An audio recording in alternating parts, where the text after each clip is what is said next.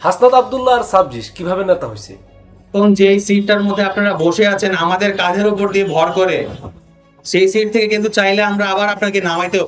এই 24-এর আন্দোলন সফল হওয়ার কারণেই তো স্বৈরাচারী শেখ হাসিনা বাংলাদেশ থেকে পালায়া যাইতে বাধ্য হয়েছে। আওয়ামী লীগের মতো একটা ঐতিহ্যবাহী দল এখন মাটির সাথে মিশে গেছে। তারা এখন তাদের চির শত্রুর দিকে তাকায় আছে যে তারা কোনো সাহায্যের বাণী বা সাহায্যের হাত বাড়ায় দেয় কিনা, ওই সাহায্যের হাত বাড়ায় দিলে আমরা বাইসে থাকতে পারি কিনা। এত খারাপ অবস্থা হয়েছে বাংলাদেশের সবচেয়ে শক্তিশালী এবং 15 বছর ক্ষমতায় থাকা দলটার। কিভাবে হয়েছে? 24-এর গণ অভ্যুত্থানের কারণে হয়েছে। এই 24-এর গণ অভ্যুত্থান সফল হয়েছে কিভাবে? হাজার হাজার মানুষ, লাখ লাখ মানুষ রাজপথে নামছে। রাজপথে নামার পরে তো শেখ হাসিনার সরকার তাদেরকে ছেড়ে দেয় নাই, তাদেরকে গুলি করছে, তাদেরকে আহত করছে। কেউ মারা গেছে, কেউ ল্যাংড়া হয়েছে, কেউ আতুর হয়েছে। তাদের এই অবদানের কারণেই তো হাসনাত, সার্জিস বা মাহফুজ আব্দুল্লাহ থেকে দূরে সবাই নেতা হয়েছে। তাদের রক্তের উপরেই দাঁড়িয়ে থাকা সরকার ভুলে গেছে তাদের। আমরা মেডিকেলে বসে রয়েছি, একবেলা তো আমাদের সাথে খাবার খান নাই। রাস্তায় যখন আমরা পড়ছি আমরা তো পানি ভাগ করে খাইছি ভাই, কোথায় গেল ওই ভাই? তারা সরকারে চলে গেছে, তারা রাজনৈতিক দল করতেছে, তারা এখন তাদের কথা এখন দেশ চলে, দেশ চালায় সমন্বয়করা, হাসনাতরা, সার্জিসরা, পিনাকিরা। এই যে আপনারা হাতে ক্ষমতা পাইছেন, এই মানুষগুলো আহত হওয়ার জন্য পাইছেন। আপনাদের ক্রেডিট যতটুকু, তাদের ক্রেডিট ততটুকু। তারা আপনাদের নিজের লোক, তাদেরকে আপনাদের ওন করতে হবে। এখন হাসনাত, সার্জিস বা সমন্বয়করা বলে যে আমরা আহতদেরকে বা ফেসিবাদ বিরোধী আন্দোলনে যারা প্রাণ দিয়েছে, যারা আহত হয়েছে, তাদেরকে আমরা ওন করি। কিন্তু তাদের ভাষা দেখেন, মানে দেখা যাচ্ছে যে আমি যদি একজন পক্ষ থেকে এক কথা, আরেকজন পক্ষ থেকে আরেক কথা, আরেকজন পক্ষ থেকে আরেক কথা, তাহলে কিন্তু আমাদের একটু সমস্যা হয়ে যায়। তোমাদের আসলে কি আমরা এখানে একটা বিভ্রান্তির মধ্যে পড়ে গিয়েছি। তার ওইটুকু বিবেক আছে আমার কি প্রয়োজন, রাষ্ট্র আমাকে কি দিতে পারে, কি দেওয়া উচিত। ভাই আমি তো এটা নিয়ে কোনো ধরনের কিছুই আনা। হাসনাত আব্দুল্লাহ যে স্টাইলে সারাদিন যখন যারা মাটি কাটার পর মহাজনের কাছ থেকে প্রতিদিনের মজুরি নেওয়ার জন্য যেমন লাইন দূরে থাকে, আর মহাজনরা যে ভাব দূরে কথা বলে, হাসনাত আব্দুল্লাহ কিন্তু ঠিক একইভাবে ভাব দূরে কথা বলতেছে। আপনারা খেয়াল করে দেখেন, তোমাদের আসলে কি আমরা এখানে একটা বিভ্রান্তির মধ্যে পড়ে গিয়েছি। হাসনাত আব্দুল্লাহরা বা সমন্বয়করা আহতদেরকে বলতেছে যে আপনাদের মধ্যে সবাই যদি একসাথে আসেন তাহলে আমরা কন্ট্রোল করতে পারবো না, কারণ আমরা রাজা, আমরা বাদশাহ, আমরা এখন প্রধানমন্ত্রী, আমরা এখন ক্ষমতায়। আপনারা নিজেদের মধ্যে মানুষ সিলেক্ট করুন, আপনাদের প্রতিনিধি নির্বাচন করুন, তারপর আপনারা আপনাদের দাবিগুলো জানান। কত বড় অযৌক্তিক! আপনারা নিজেরা বসে আগে এটা ঠিক করেন। ভাই আমি তো এটা নিয়ে কোনো ধরনের কিছুই আনা। নিজেদের সাথে, তাদের নিজেদের আদর্শের সাথে কত বড় সাংঘর্ষিক আলাপ। তারা কেন তাদের নিজেদের মধ্যে আবার প্রতিনিধি বের করবে? আপনারা কারা? আপনারা কাদের প্রতিনিধি? আপনারা যদি তাদের প্রতিনিধি হন তাহলে তাদের আন্দোলন করতে হয় কেন? তাদের একসাথে হয়ে দাবি জানাইতে হয় কেন? দাবি জানানোর আগে তাদের কাছে আপনারা পৌঁছেন না কেন? কারণ ভাই আপনারা তো আর এখন কে মরছে কে বাচ্চা এগুলো নিয়ে নাই। আপনারা এখন ক্ষমতা নিয়ে কিভাবে আওয়ামী লীগের বিদায় করে আপনারা ক্ষমতা নেবেন, কিভাবে বিএনপির বিদায় করে আপনারা ক্ষমতা নেবেন, কিভাবে কোন টেকনিকে নিজেরা রাষ্ট্র ক্ষমতায় থাইকা রাষ্ট্রের যন্ত্রে ব্যবহার কইরা একটা শূন্য থেকে একটা দল তৈরি কইরা রাষ্ট্রের ক্ষমতায় চলে আসবেন, এই চিন্তায় তো আপনারা পড়ে গেছে। আপনারা তো এখন যে কে আহত হয়েছে, কে মারা গেছে, কি হয়েছে এগুলো নিয়ে নাই। যখন তারা সামনে উঠে আসছে, আমরা আপনাদের কাছে মাফ চাই, আমরা আপনাদের কাছে ক্ষমা চাই, আমাদেরকে আপনারা ক্ষমা করে দেন, আমাদের ভুল হয়েছে। এই যে ক্ষমা চাওয়াটা, এটা কি ওই যে একটা চুর যে ভাইরাল হয়েছিল না, যে মাফ করে দেন, আমার ভুল হয়েছে, হ্যাঁ, এরকম হয়ে গেল না বিষয়টা? একই কিন্তু হলো। আপনারা অনেকক্ষণ কষ্ট করেছেন, আমরা দুঃখিত। আমরা আপনাদের কাছে করজোড়ে ক্ষমা চাচ্ছি যে আমার ভুল হয়েছে, ক্ষমা করে দেন। আমি প্রথমে আপনাদের কাছে ক্ষমা চাচ্ছি, কারণ আপনারা যাদের দায়িত্ব নেওয়ার কথা, যাদের প্রত্যেকটা কথা আপনাদের কাছে নোট থাকার কথা, যাদের কারণে আপনারা নেতা হয়ে গেছেন, যাদের কারণে আপনারা এত লাইমলাইটে আসছেন, যাদের কারণে আপনারা এখন বঙ্গবন্ধুরে মাটির সাথে মিশাই দিতেছেন, তারপরে কেউ কিছু বলতে পারতেছে না। কারণ আপনারাও তো বিপ্লবী, আপনারাও তো একটা ফ্যাসিস্ট ফালাইছেন, আপনারাও কিন্তু পলিটিক্যালি এমন একটা অবদান রাখছেন যেটা বাংলাদেশকে পরিবর্তন করে দেওয়ার একটা সম্ভাবনা ছিল। কিন্তু আপনারা করলেন কি? আপনারা ভাইয়ের রক্ত বেচা শুরু করলেন, আপনারা আহতদের রক্ত বেচা শুরু করলেন, যাদের রক্ত বেচতেছেন তাদেরকে হিসাবের বাইরে ফেলাই দিলেন। তাদেরকে বলতেছেন যে আপনারা যদি এখন একটা দাবি, ওখানে একটা দাবি, তখন একটা দাবি, এখন একটা দাবি নিয়ে আসেন, তাহলে সরকার তো সব কিছু পারবে না, আপনারা বিবেক রাখেন। চিন্তা করেন, যারা আহত হয়েছে তাদেরকে বলতেছে যে বিবেক খাটায়া সরকারের কাছে দাবি করতে।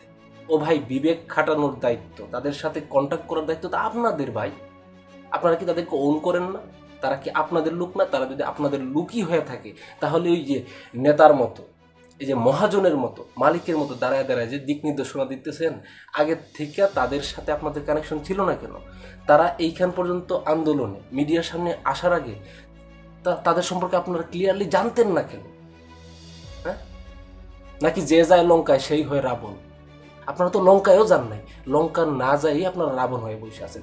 সরকার, ইউনূস সরকার তো একটা পাপেট সরকার, আপনাদের পাপেট সরকার। পাপেট সরকার মানে কি? এই সরকারে আপনারা বসাইছেন, এটা সত্য, আপনারা বলেন কিন্তু যে আমরা এই সরকার বসাইছি, এবং আমরা মানে আমরা সবাই বাংলাদেশের বেশিরভাগ মানুষই ইউনূস সরকারকে প্রথমে সমর্থন জানাইছে, স্বপ্ন দেখছে। ভালো কথা। তার জন্য কি আপনারা যা বলবে তাই সরকারের করতে হবে? তাইলে আপনি সরকার বসাইছেন কেন? আপনারা নিজেরা করেন।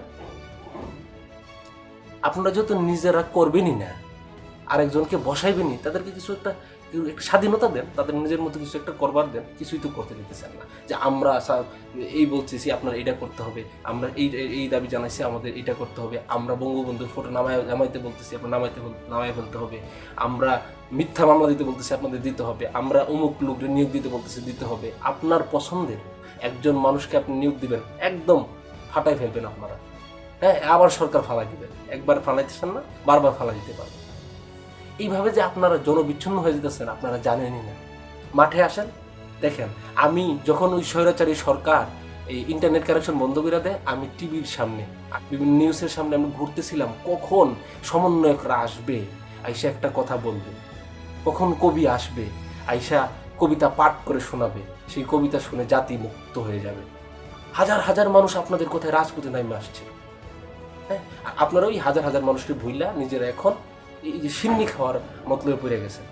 আপনাদের উচিত ছিল আগে থেকেই এই মানুষগুলোকে পর্যবেক্ষণ করা, প্রত্যেকটা আহতদের খোঁজখবর নেওয়া, তাদের লিস্ট করা, তাদের লিস্ট করে তাদেরকে কার কি সহায়তা প্রয়োজন তা আইডেন্টিফাই করা এবং ওই অনুযায়ী তাদেরকে সাহায্য করা। এখন আপনারা তাদেরকে আলাদা একটা দল করে দিতেছেন যে আপনারা আপনাদের প্রতিনিধি নির্বাচন করুন। আপনারাই তো তাদের প্রতিনিধি, আপনারা পারলেন না কেন? এই জবাব কি আপনারা জাতির কাছে দিবেন? আর এই জবাব চাওয়ার অধিকার কি বাংলাদেশের মানুষের এখন আছে? যদি থাকে তাহলে জবাব দিবেন। যদি জবাব না দেন তাহলে কিন্তু মানুষকে বোকা ভাববেন না। বাংলাদেশের মানুষ বোকা না। বাংলাদেশের মানুষ যদি বোকা হইতো তাহলে আপনাদের ডাকে নামতো না। ওই যে বিএনপি যে আগে তখন বলতো এক দফা এই সরকারের পতন, শেখ হাসিনার পতন চাই, হ্যাঁ, তখনই সব মানুষ মাঠে নেমে যাইতো, নাইমা সরকারে ফালাই দিত।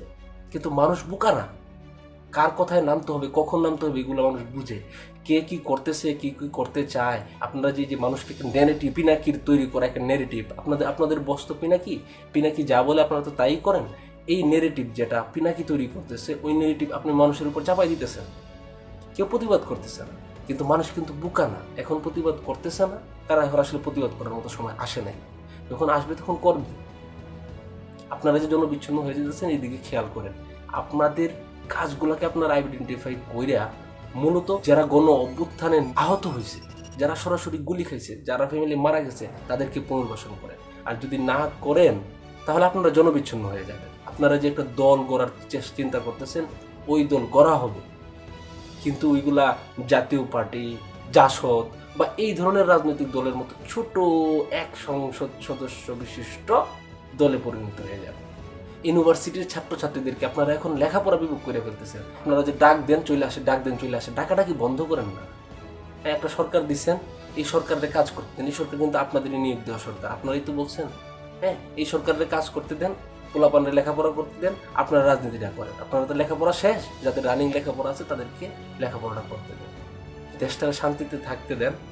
হ্যাঁ, দেশের যে সংস্কারগুলো প্রয়োজন, দেশের যে প্রতিষ্ঠানগুলোর আওয়ামী লীগ সরকার ধ্বংস করে দিয়ে গেছিল, ওই প্রতিষ্ঠানের যে সংস্কারগুলো প্রয়োজন, এই সংস্কারগুলো করেন, নাইলে করতে সরকারের বাধ্য করেন। হ্যাঁ, সংস্কার করতে কতদিন লাগবে? হ্যাঁ, একটা টার্গেট নেন, নাইলে সরকারকে বলেন যে একটা টার্গেট ওনারা নিতে, একটা পরিকল্পনা সাজায় বলতে যে এতদিন পরে আমি এই প্রতিষ্ঠানগুলো সংস্কার করে ফেলবো, এতদিন পরে আমি নির্বাচন দিব। এটা দরকার, সারা জীবন তো আপনারা থাকবেন না। এই যে পৃথিবীর সম্মানিত ব্যক্তি ডক্টর মোহাম্মদ ইউনূসকে আপনারা সরকারে বসায়া পাপেট প্রধান উপদেষ্টা বানায়া ওনার যে 12টা বাজাইতেছেন, শেষ বয়সে যে ওনার বিদ্যুতির সামনে দাঁড়া করাইতেছেন, এটা করেন না। দেশটারে ভালোবাসেন, দেশের মানুষকে ভালোবাসেন, ভালোবাসার সাথে একটা ভালোবাসার নতুন বাংলাদেশ গড়েন। সবাইকে ধন্যবাদ।